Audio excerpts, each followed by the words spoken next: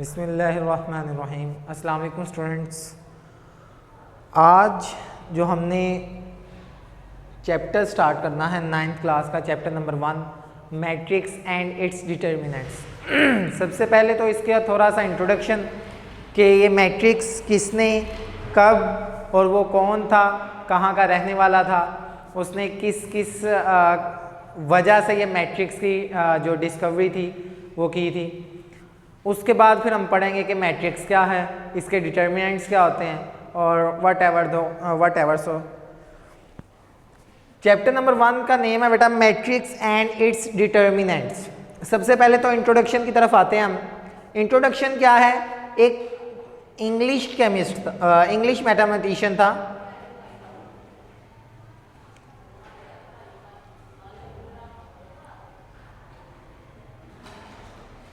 English mathematician था। उसने 1858 में ये मैट्रिक्स का basic concept, theory of matrix,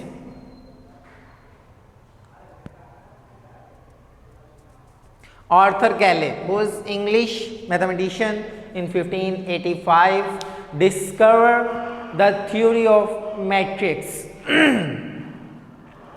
आगे हम पढ़ते हैं कि मैट्रिक्स कहाँ पे, इसका यूज कहाँ पे, used in different branches of science, specially in computer science. Computer science में इसका यूज इसलिए ज़्यादा क्योंकि कंप्यूटर साइंस की जो हैं टॉपिक्स वो ज़्यादातर मैट्रिक्स से रिलेटेड हैं। इसके बाद हम शुरू करते हैं इसका basic concept, what is meant by और what is the theory of matrix of Arthur Cayley. Arthur Cayley ने क्या थ्योरी पेश की थी मैट्रिक्स की, कि ये मैट्रिक्स क्या है। मैट्रिक्स बेसिकली एक अरे है, एक शेप है। किसकी शेप है जी? नंबर्स की शेप है। ये एक नंबर्स की शेप है जो कि रेक्टेंगुलर भी हो सकती है और ये शेप स्क्वायर भी हो सकती है। बुक में रेक्टेंगुलर लिखा गया डेफिनेशन के अंदर, लेकिन ये स्क्वायर भी हो सकती है और ये रेक्टेंगुलर भी हो सकती है। कैसे? बहरहाल वो बात की बात है, लेकिन हम देख लें कि किस में अरे, ये हम जो रेक्टेंगुलर अरे है ये किस में लिखते हैं? एक स्क्वायर ब्रैकेट है, एक स्क्वायर ब्रैकेट जिसके अंदर हम दो चीज़ों से डिस्कवर करते हैं, दो चीज़ों से इसको डिस्क्राइब करते हैं इस मैट्रिक्स को। First is row and second is column. What is meant by row and what is meant by column? The horizontal lines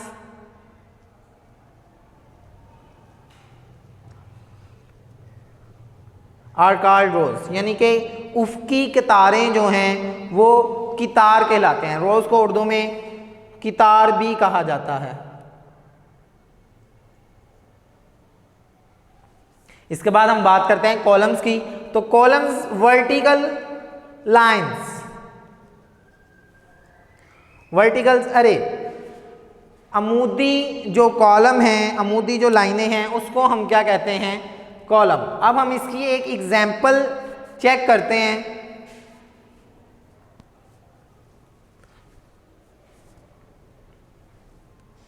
हमने पढ़ा कि दो तरह की, ये एक स्क्वायर ब्रैकेट आ गई जो कि मैंने यहाँ पे आपको बताया था। स्क्वायर ब्रैकेट 4 किस्म की ब्रैकेट है जिसमें से एक ब्रैकेट ये भी है। स्क्वायर ब्रैकेट में मैंने आपको बताया कि हम दो तरह की अरेंजमेंट करते हैं, एक तो हॉरिजॉन्टल और एक वर्टिकल।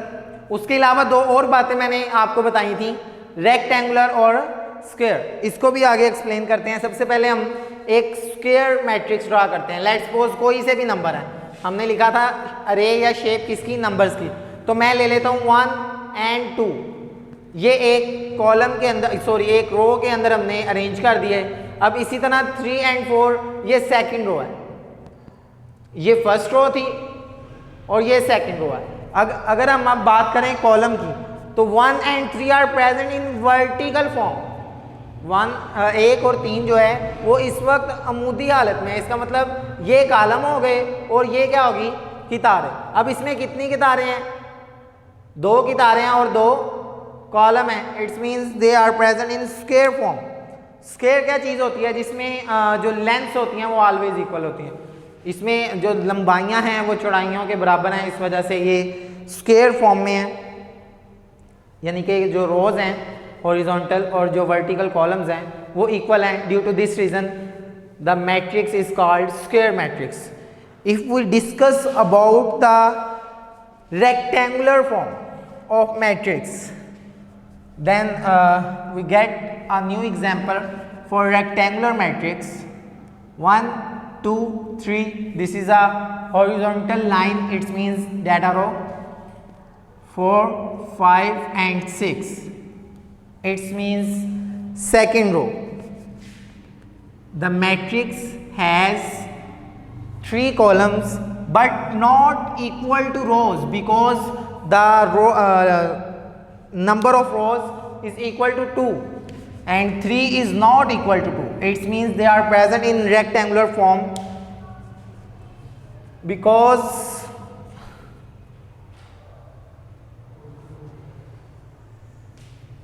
इसकी वजह यह है कि कितारों की तादाद कालमों की तादाद के बराबर नहीं है। यानी कि number of rows is not equal to number of columns. It's means they are present in rectangular form. Rectangular basically कहते हैं मुस्ततील को, मुस्ततीली शक्ल, और स्क्वायर बेसिकली कहते हैं हम मुरब्बई शक्ल को। इसके अलावा बाकी चीज़ें मैं आपको बता चुका हूँ। ये है एक कॉलम, ये है एक कालब। तो आपको ये समझ आ गया होगा कि कालब क्या है। तो कालब क्या है जी? एक ब्रैकेट के अंदर कॉलम्स को और रोज को अगर हम अरे कर देते हैं, शेप दे देते हैं, एक मर्ज कर देते हैं उनको एक दूसरे में, तो एक जो फॉर्म बनती है, जो एक अरेंजमेंट बनती है, उसको हम एक जो फॉर्मेशन आती है हमारे पास, उसको हम एक मैट्रिक्स कहते हैं, यानी कि कालब कहते हैं। तो उर्दू में इसकी डेफिनेशन इस तरह होगी कि किसी भी नंबर्स को मुस्ततीली या मुरब्बई तरीके से कॉलम और कितारों के ज़रिए एक मुरब्बई ब्रैकेट में बंद कर देना और उसको कालब कहा जाता है। इसके बाद हम बात करते हैं डिटर्मिनेंट की, लेकिन डिटर्मिनेंट अभी हम डिस्कस नहीं करेंगे, लेकिन मैं आपको फॉर्मल बता देता हूँ कि what is mean by determinant. Determinant कहते हैं मक्ते को, the multiplications of diagonal entries and non diagonal entries. वित्रीय अरकान और गैर वित्रीय अरकान को आपस में ज़रब दे देना and get the difference between diagonal and non diagonal, this is called determinant. वित्री और गैर वित्रीय अरकान के दरमियान फ़र्क को हम मक्ता कहते हैं, डिटर्मिनेंट कहते हैं। खैर वित्रीय अरकान ये यानी कि डायगोनल एंट्रीज और गैर वित्रीय यानी कि नॉन डायगोनल एंट्रीज क्या होती हैं, इनके बारे में हम आगे फॉरवर्ड पढ़ेंगे। इसके बाद जो बेसिक बात यहाँ पे स्टार्ट होती है वो है रोज़ और कॉलम्स, जो कि मैं आपको बता चुका हूँ कि रोज़ एक हॉरिजॉन्टल यानी कि उफ़क़ी लाइनें हैं और कॉलम वर्टिकल यानी कि अमूदी लाइनें हैं। तो इसके बाद एक और बात जो हम डिस्कस करते हैं इसके बारे में, मैट्रिक्स के बारे में, जिसके बगैर मैट्रिक्स की स्टडी पॉसिबल नहीं है, ऑर्डर ऑफ मैट्रिक्स।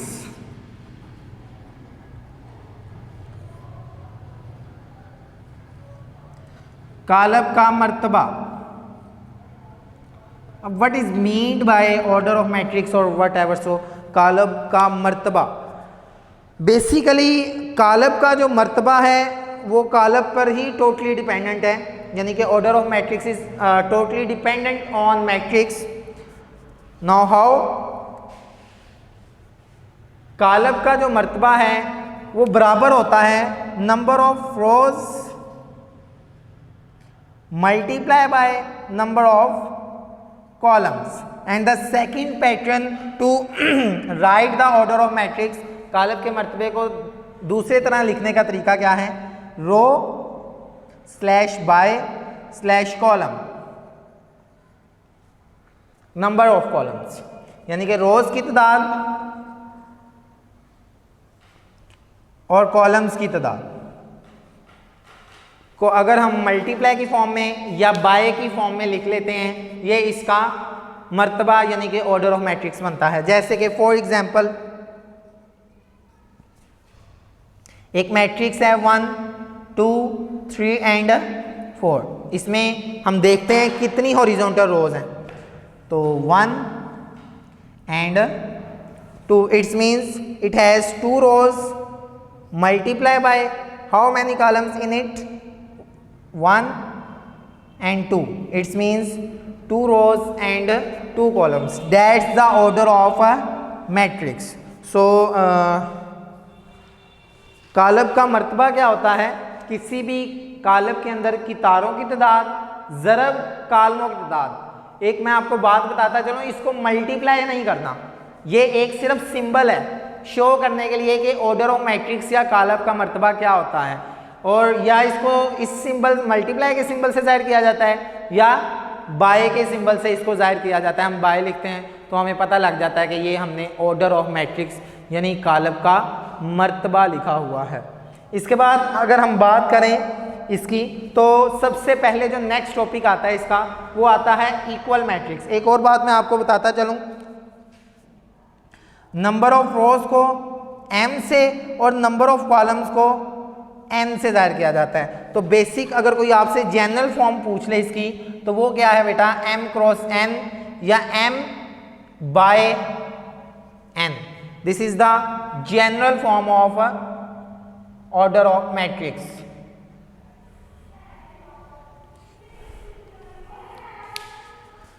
नेक्स्ट अगर हम बात करें, तो अब हम बात करेंगे इक्वल मैट्रिक्स के बारे में। इक्वल मैट्रिक्स को बताने के लिए मैं ये कुछ हिस्सा इरेज कर लेता हूँ ताकि हम फर्दर डिस्कशन कर सकें।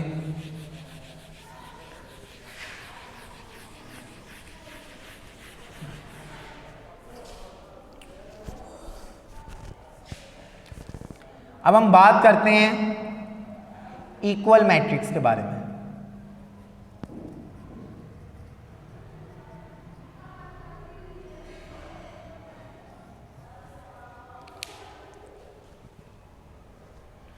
इक्वल मैट्रिक्स क्या होता है, नेम से जाहिर है, इक्वल कहते हैं बेटा बराबर को। अब क्या बराबर होना चाहिए, वो कहता है कि बराबर दो चीजें, अगर किसी भी दो कालब होंगे इसमें बराबर, अब वो दो कालब के अंदर दो चीज़ें जो हैं, 2 रूल्स हैं, 2 जो बेसिक रूल्स हैं उसके, यानी कि जो मेन उसके रूल्स हैं वो ये हैं कि सबसे पहले जो उसकी चीज़ें बराबर होनी चाहिए, सबसे पहले जो उसकी चीज़ बराबर होनी चाहिए वो है ऑर्डर ऑफ मैट्रिक्स, उस कालब का मर्तबा। और दूसरी चीज़ कालबों के बराबर होने के लिए जो ज़रूरी है वो है उसका नंबर्स। जो नंबर्स हैं वो हमेशा सेम होने चाहिए, जो नंबर्स हैं वो हमेशा ऑन सेम। अब ये नंबर्स कौन से हैं ये भी मैं आपको बता दूं, कॉरस्पॉन्डिंग एंट्रीज कह सकते हैं आप इनको।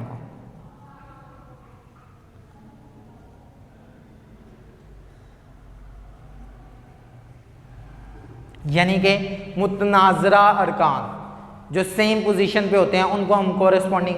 अब ये कॉरस्पॉन्डिंग एंट्रीज अक्सर बच्चों को नहीं पता होता, तो मैं आपको बताता चलूँ कि कॉरस्पॉन्डिंग एंट्रीज कहते हैं सेम पोजीशन। फॉर एग्जाम्पल,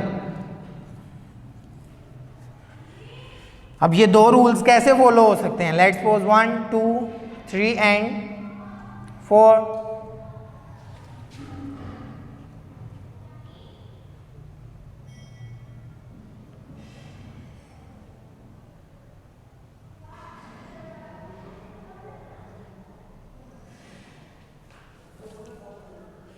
अगर हम बात करें, अब हम देख रहे हैं कि it's have 2 rows and 2 columns. It has 2 rows and 2 columns. Also this matrix has 2 rows and 2 columns. अब हम देखते हैं ये फर्स्ट रूल तो इसका फॉलो हो गया है। अब देखते हैं इसकी एंट्री सेम है, 1 2 3 एंड 4, 1 आ जाएगा यहाँ पे, 1 + 1 2, ये 3 वैसे का वैसे ही, 5 - 1 4 आ जाएगा, 5 - 1 क्या आ जाएगा, 4 आ जाएगा। क्लियर है? इट्स मीन्स कॉरस्पॉन्डिंग यानी कि सेम पोजीशन पे जो एंट्रीज हैं वो भी आपस में क्या हैं, इक्वल है, वो भी आपस में क्या हैं, इक्वल। अगर सेम एंट्रीज जो हैं यानी कि कॉरस्पॉन्डिंग एंट्रीज मुतनाज़रा अरकान और उनकी जो ऑर्डर है, कालब का जो मर्तबा है, अगर वो दोनों में बराबर है, then the matrix will be called equal. आगे हम जो इसकी नेक्स्ट बात करेंगे वो एक्सरसाइज नंबर 1.1 की बात करेंगे।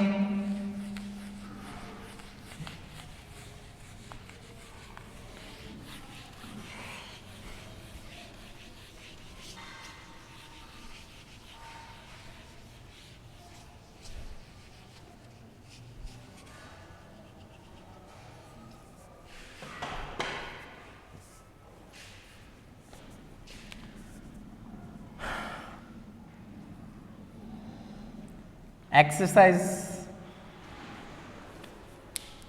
आज बल्कि हम ऐसा करते हैं कि इसकी सारी की सारी जो डेफिनेशंस हैं इस चैप्टर में उनको डिस्कस करते हैं, ताकि कल से हम फिर प्रॉपर तरीके से इनकी एक्सरसाइजेज को जो है वो शुरू कर सकें।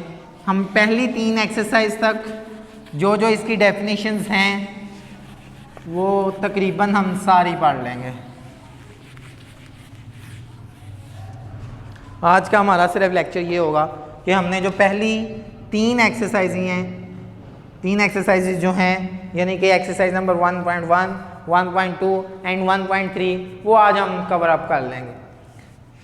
सबसे पहली बात, इसकी जो टाइप्स शुरू होती हैं, अब टाइप्स ऑफ मैट्रिक्स। सबसे पहले अगर हम बात करें तो इसकी टाइप है रो मैट्रिक्स। रो मैट्रिक्स क्या होते हैं, आगे मैंने रो बताया आपको कि रो क्या होती है, हॉरिजॉन्टल लाइंस को कहते हैं रो। तो अगर हम बात करें रो की तो हमें पता है कि the formation whose present in vertical horizontal lines is called row. It's means in which the matrix which have just one row, the matrix is called row matrix। ऐसे कालब को हम क्या कहते हैं, रो मैट्रिक्स कहते हैं।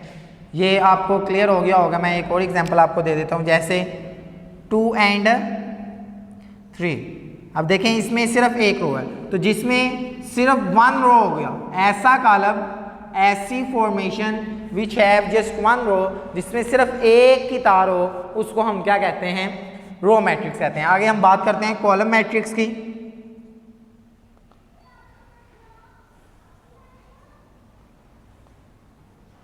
अगर हम बात करें कॉलम मैट्रिक्स की तो जैसे कि अभी हमने पढ़ा कि रो मैट्रिक्स, इसी तरह कॉलम है the matrix which have just 1 column, the matrix is called column matrix. Let's suppose 1 and 2, 3 and 4,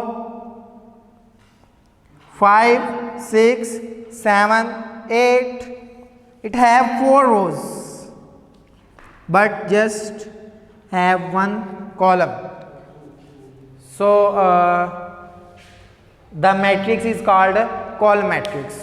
again बता रहा हूँ बेटा कि ऐसा कॉलम जिसके अंदर सिर्फ और सिर्फ एक कॉलम मौजूद हो, कितारें जितनी मर्जी हो उस पर हमने गौर नहीं करना। जब रो होगा तो हमने कॉलम्स पे गौर नहीं करना, और जब कॉलम मैट्रिक्स होगा तो हमने रोज पे गौर नहीं करना, सिर्फ हमने कॉलम्स देखने हैं। तो रो मैट्रिक्स में सिर्फ एक कितार और कॉलम मैट्रिक्स में सिर्फ एक कॉलम आएगा। आगे हम बात करते हैं, ये थी इसकी 2 टाइप्स, पहली 2 टाइप्स। इसके बाद अब हम बात करते हैं स्क्वायर की। स्क्वायर मैट्रिक्स क्या होता है? स्क्वायर मैट्रिक्स से ही रिलेटेड, जैसे रो और कॉलम सेम थे, इसी तरह स्क्वायर और रेक्टेंगुलर जो हैं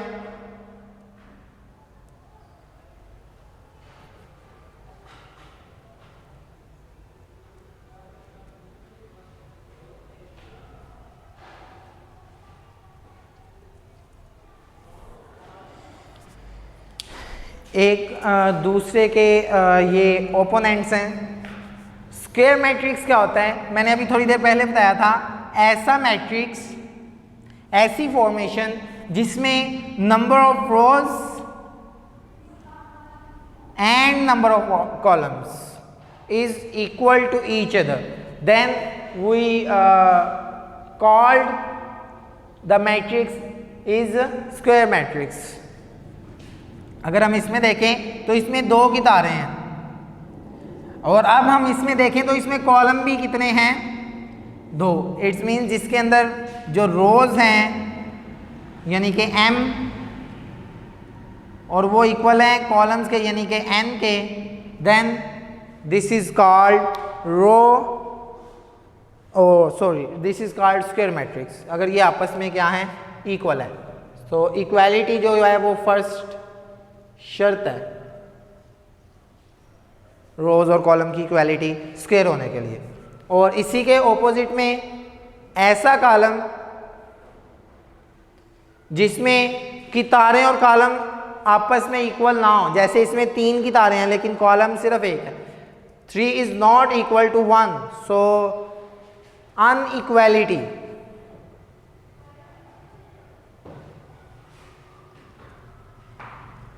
in which rows and columns are present unequally is called rectangular matrix, जिसमें कि तारों की तादाद 3 है लेकिन इसमें कॉलमों की तादाद 1 है, यानी कि जिसमें कि तारों की तादाद कॉलमों की तादाद के इक्वल ना हो उसको हम कहते हैं रेक्टेंगुलर मैट्रिक्स। इसके बाद हम बात करते हैं नल मैट्रिक्स की। नल मैट्रिक्स क्या होता है जी?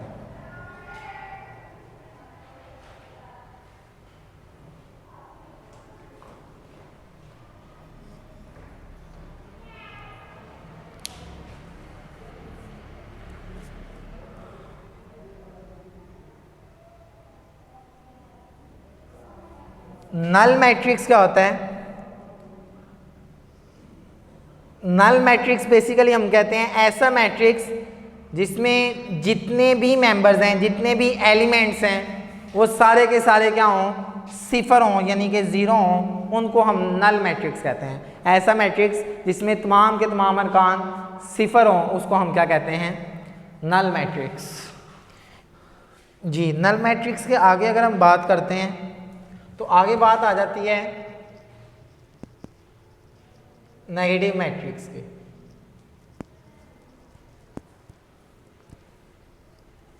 नेगेटिव मैट्रिक्स क्या होता है? ट्रांसपोज मैट्रिक्स क्या होता है?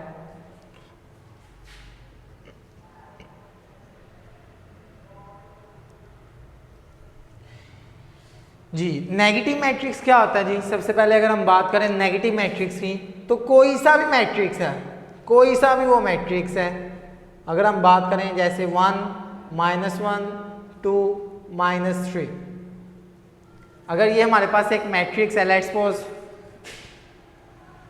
The name of this matrix A. और आपको एक और बात बताता चलो, मैट्रिक्स को हमेशा हम कैपिटल लेटर से जाहिर करते हैं, हम इसको हमेशा कैपिटल लेटर से जाहिर करते हैं। ये भी एक बात जो है वो यूज़ हुई है तो मैंने आपको बता दिया है कि कैपिटल लेटर से हमेशा नेगेटिव मैट्रिक्स को यूज़ किया जाता है, और मैट्रिक्स कोई सा भी है उसको कैपिटल लेटर से शो किया जाता है। अब नेगेटिव मैट्रिक्स का मतलब है कि हमने जिस मैट्रिक्स को नेगेटिव करना है उसमें से हमने नेगेटिव कॉमन ले लेना है। हमने उसमें से क्या कॉमन ले लेना है?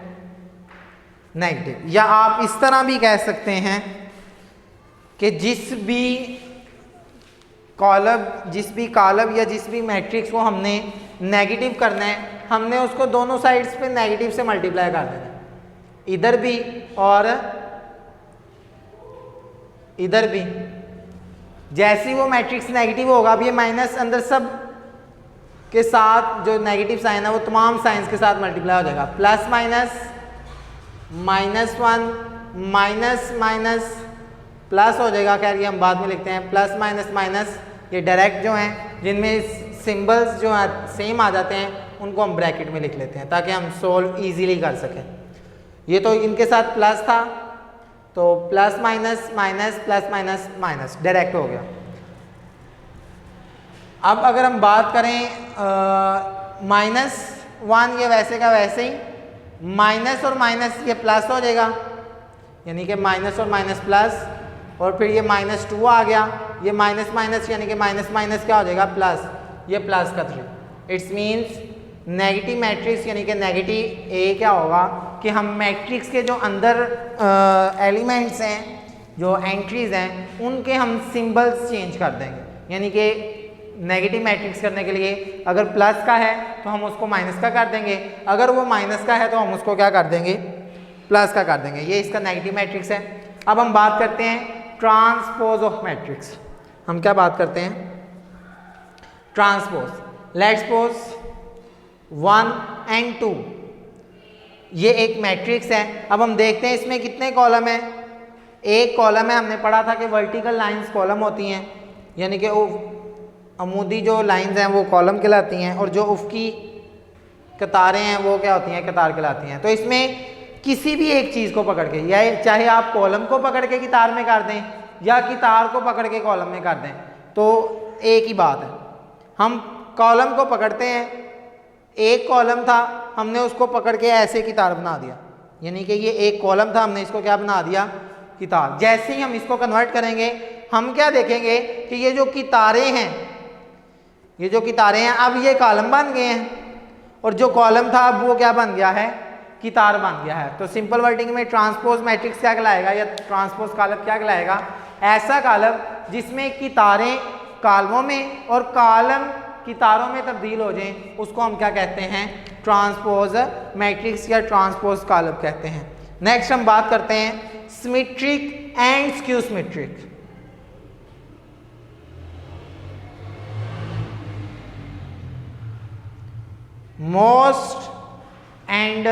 most important definitions of this chapter, symmetric and skew symmetric matrix। इसको उर्दू में भी सिमेट्रिक और स्क्यू सिमेट्रिक ही कहा जाता है। क्लियर है? सिमेट्रिक का मतलब क्या होता है, स्क्यू सिमेट्रिक का मतलब क्या होता है, ये मैं अभी आपको बताता हूँ। सिमेट्रिक बेसिकली कहते हैं, उर्दू में भी इसको सिमेट्रिक कहते हैं, लेकिन अगर हम इसका लफ्जी मतलब देखें तो सिमेट्रिक कहते हैं सेम को, एक जैसा। और स्क्यू सिमेट्रिक, सिमेट्रिक का तो मतलब हमें पता लग गया कि ये सेम है। स्क्यू कहते हैं नेगेटिव ऑफ सेम। स्क्यू जो लफ्ज़ यूज़ किया जाता है मैट्रिक्स के अंदर, स्क्यू यूज़ किया जाता है नेगेटिव को शो करने के लिए, यानी कि negative of the same matrix is called skew symmetric matrix. Now we will explain about symmetric and skew symmetric।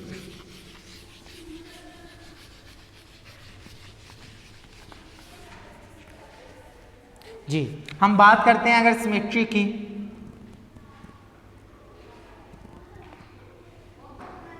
Symmetry क्या है। लेट्स सपोज अगर हम बात कर रहे हैं किसी भी मैट्रिक्स के बारे में, जाहिर सी बात है मैट्रिक्स पढ़ रहे हैं तो सिमेट्रिक मैट्रिक्स।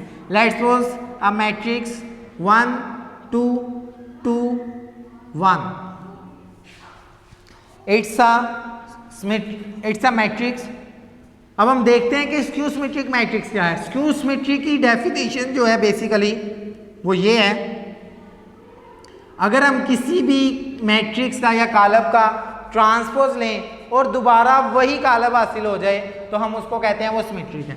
यानी कि if we get the transpose of any matrix then the given matrix is equal to the original matrix is called symmetric matrix।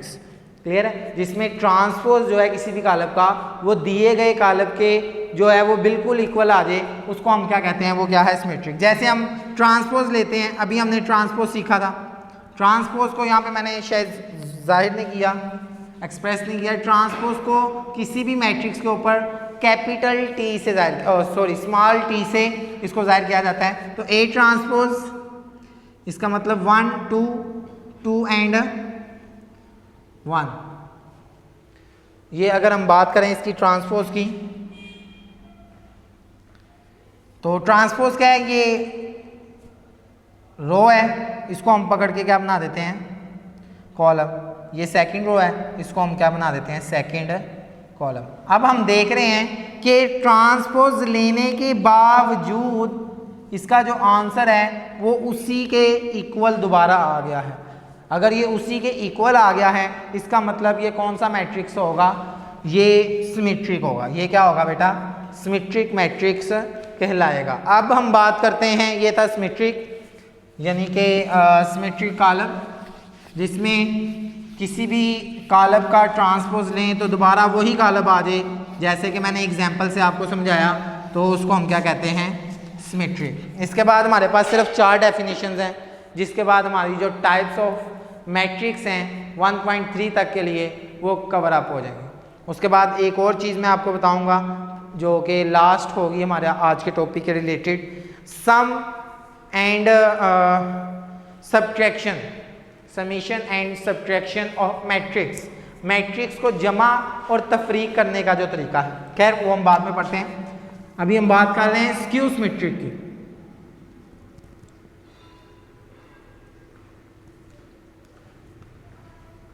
Ji, skew symmetric क्या है? स्क्यू सिमेट्रिक मैंने अभी बताया था कि किसी भी चीज का जो मैट्रिक्स है उसी का नेगेटिव, जैसे सिमेट्रिक में और स्क्यू सिमेट्रिक मैंने आपको बताया था कि सिर्फ जो चेंज आएगा वो नेगेटिव का आएगा। तो सिमेट्रिक में अगर ट्रांसपोज लेने पर ए आ रहा था, तो इधर क्या होगा कि ट्रांसपोज लेने पे आएगा वही, लेकिन उसका नेगेटिव आएगा। उसका क्या आएगा, आएगा आंसर सेम ही, लेकिन उसका नेगेटिव होगा। उसका क्या होगा, नेगेटिव होगा। लेट्स सपोज कैसे, फॉर एग्जांपल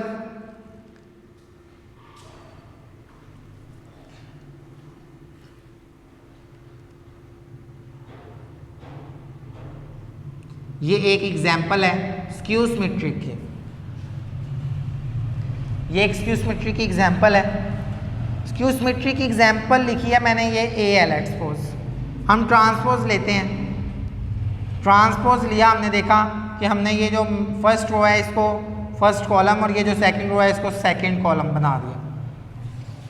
अब हम क्या करते हैं, देखते हैं नेगेटिव मैट्रिक्स लेने से। नेगेटिव का मतलब है हम अंदर मल्टीप्लाई कर देंगे किसको, नेगेटिव को। हम नेगेटिव को मल्टीप्लाई करते हैं, प्लस माइनस, माइनस यानी कि 0 के साथ साइन नहीं आता, प्लस माइनस 2 के साथ माइनस आ जाएगा, माइनस माइनस प्लस आ जाएगा और 0 के साथ सिंबल नहीं आता। अब हम देखते हैं, आफ्टर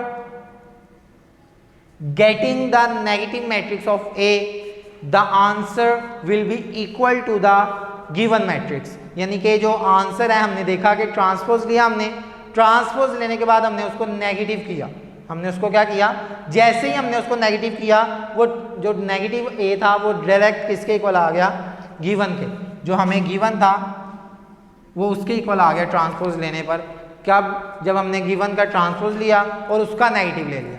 सिमेट्रिक में हमने नेगेटिव नहीं था लिया, डायरेक्ट उसके इक्वल आ गया था। लेकिन स्क्यू सिमेट्रिक में हमने जो ट्रांसपोज लिया, लेकिन उसके बाद हमें उसका नेगेटिव लेना पड़ा, तो वो उसके क्या आ गया, इक्वल। इसलिए इसको सिमेट्रिक जो डायरेक्ट आ जाता है, और इसको स्क्यू सिमेट्रिक यानी कि जो सेम आंसर तब आएगा जब हम ट्रांसपोज लेने के बाद उसका नेगेटिव लेंगे।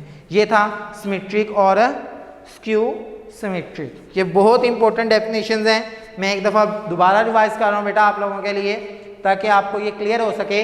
सिमेट्रिक में बेटा हम जब ट्रांसपोज लेते हैं किसी भी मैट्रिक्स का, डायरेक्ट आंसर इक्वल आ जाता है।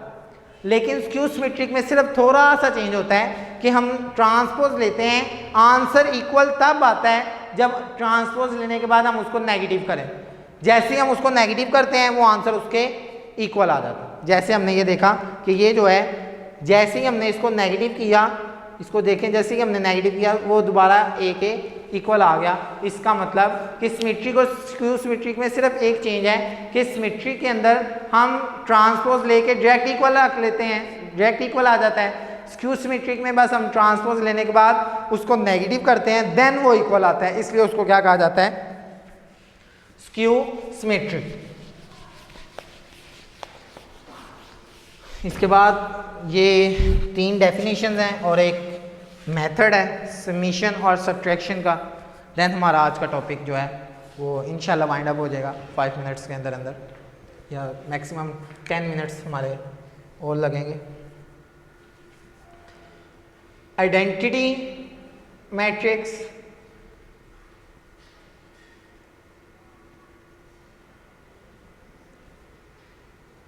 स्केलर मैट्रिक्स,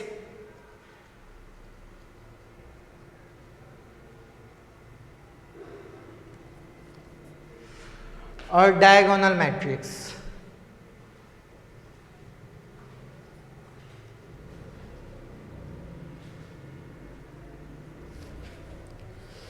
जी, आइडेंटिटी मैट्रिक्स और स्केलर मैट्रिक्स बताने से पहले मैं आपको डायगोनल बताना चाहूँगा, मैंने ये बाद में लिख लिया। डायगोनल मैट्रिक्स क्या होते हैं? हमने मैट्रिक्स पढ़ा हुआ है, लेट्स सपोज 2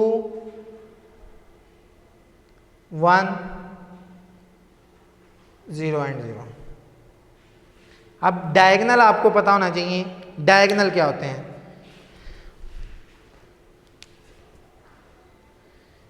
डायगोनल ऐसी एंट्रीज हैं जो 9th के स्टैंडर्ड तक बताया जाता है, लेकिन इसका फर्स्ट ईयर के स्टैंडर्ड पर कुछ और आंसर है, लेकिन जो आपको इजीली याद करवाने के लिए मैं बता रहा हूँ कि डायगोनल एंट्रीज ऐसी एंट्रीज हैं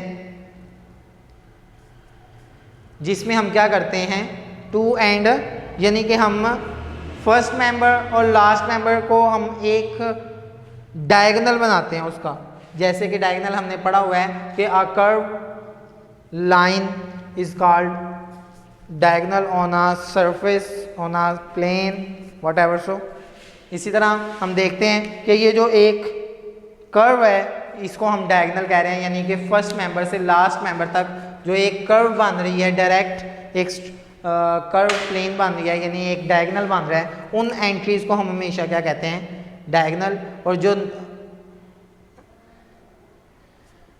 इसके अलावा एंट्रीज हैं उसके साइड पर, वो सारी की सारी क्या हैं, नॉन डायगोनल हैं। अब ये डायगोनल कहते हैं वितरीय अरकान को, ये डायगोनल मैट्रिक्स कहते हैं वितरीय कॉलम। तो ये वितर है, मैंने अभी बताया। कर्व कहते हैं तिरछी को, ठीक है, जो एक ढलवान की तरह हो, ठीक है, ढलवान किसी भी सरफेस पे हो उसको हम एज ए वितर कंसीडर करते हैं, यानी डायगोनल कंसीडर करते हैं स्क्वायर और रेक्टेंगुलर फॉर्म के अंदर। तो ये एक स्क्वायर फॉर्म के जो डायगोनल्स हैं, यानी कि एक कर्व जो है जो फर्स्ट और लास्ट मेंबर को आपस में मिलाती है, एक कर्व लाइन, उसको हम डायगोनल कहते हैं। तो ये फर्स्ट से लेके लास्ट तक ये जो एक कर्व लाइन में जितने भी मेंबर्स आएंगे वो डायगोनल हैं, यानी कि वितरीय अरकान है। और जो इसके अलावा ऊपर और नीचे होंगे वो गैर वितरीय होंगे।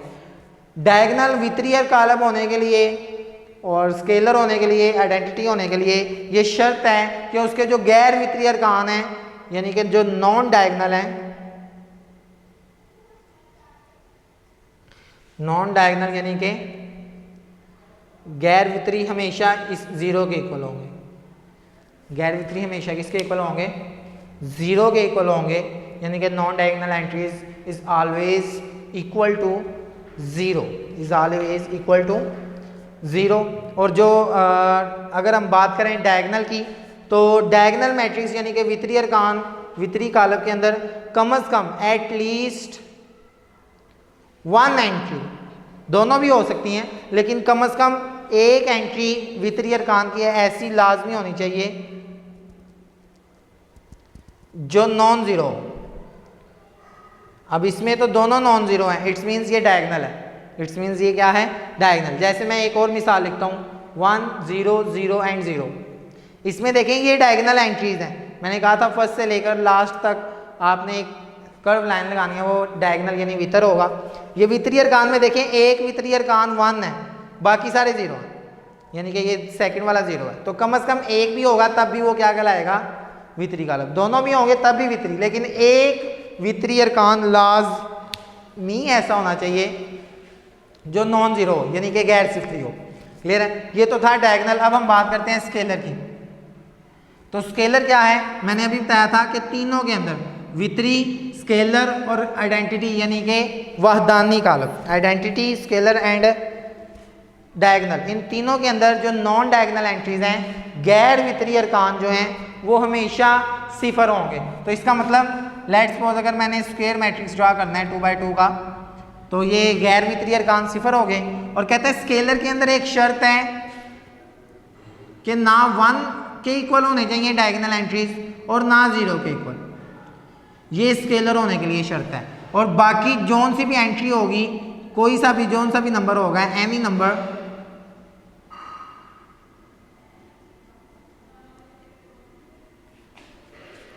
Is equal to other,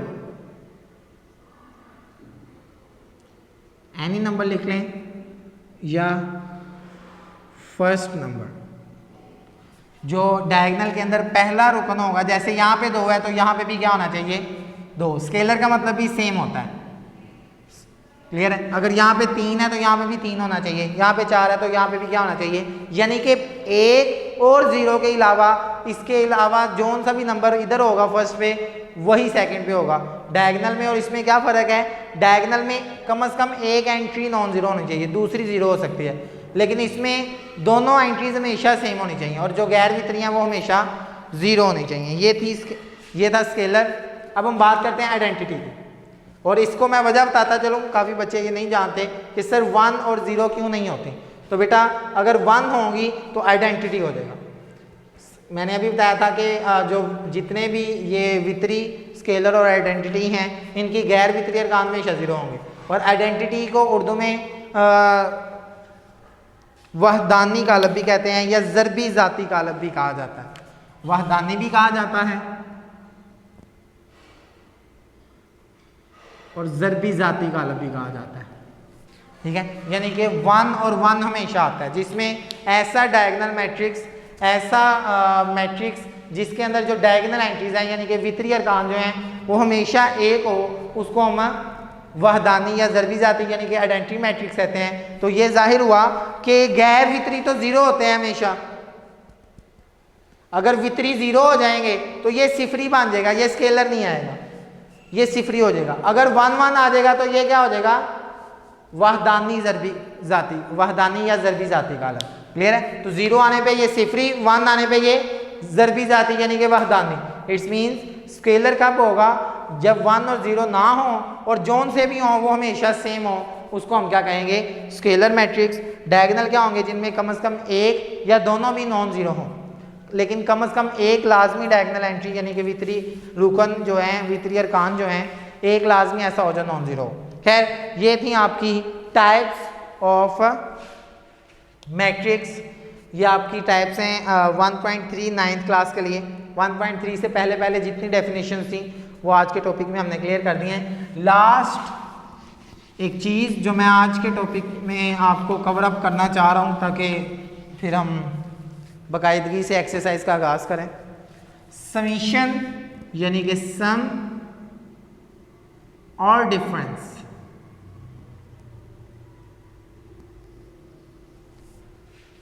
some and difference यानी कि समीशन और सब्ट्रैक्शन ऑफ मैट्रिक्स। कालब को जमा कब किया जाएगा, तो बेटा दोनों के लिए समीशन और डिफरेंस दोनों के लिए सिर्फ एक ही शर्त है कि जो दो मैट्रिक्स हैं, दो कालब जो हैं, हैव ऑलवेज सेम ऑर्डर, उनका जो मर्तबा है वो हमेशा क्या होना चाहिए, बराबर होना चाहिए। उनका मर्तबा हमेशा क्या होना चाहिए, बराबर। जिनका मर्तबा बराबर, दो कालब, जैसे कि मैं बात करता हूँ 1 then there is also 1, maybe यहाँ पे 2 भी हो सकता है, एंट्री नहीं सिर्फ मर्तबा। अब देखें 1 रो 1 कॉलम, 1 रो 1 कॉलम, तो सबमिशन हो या सब्ट्रैक्शन हो, दोनों के लिए रूल है कि उनके जो ऑर्डर हैं, सबमिशन के लिए कालब को जमा और तफरीक करने के लिए सिर्फ एक ही रूल फॉलो होता है, और वो रूल क्या है कि दोनों मैट्रिक्स जो हैं उनके ऑर्डर आपस में हमेशा क्या होने चाहिए, इक्वल होने चाहिए। इस तरह हमारा लेक्चर आज का जो है वो फिनिश होता है। मैं आपसे एक आखिरी जो बात करना चाह रहा हूँ वो ये है, मैं ये गुजारिश करना चाह रहा हूँ आप लोगों से, एक तो हमारा ये चैनल लाजमी सब्सक्राइब कीजिएगा, और दूसरी गुजारिश ये है बेटा कि ये लेक्चर आपने कंप्लीट सुनना है, एक दफ़ा ना समझ आए दूसरी दफ़ा समझें। इंशाल्लाह आपको ये लेक्चर मैंने एक एक चीज़ डिटेल में बता दी है, ठीक है। और अगर किसी को फिर भी कोई मसला हो तो वो कमेंट्स में हमें अपनी जो है वो क्वेश्चनिंग कर सकता है कि सर मुझे यहाँ पे प्रॉब्लम है, then we will solve the problem of himself और herself. Kindly thanks to all of you, जज़ाकल्लाह।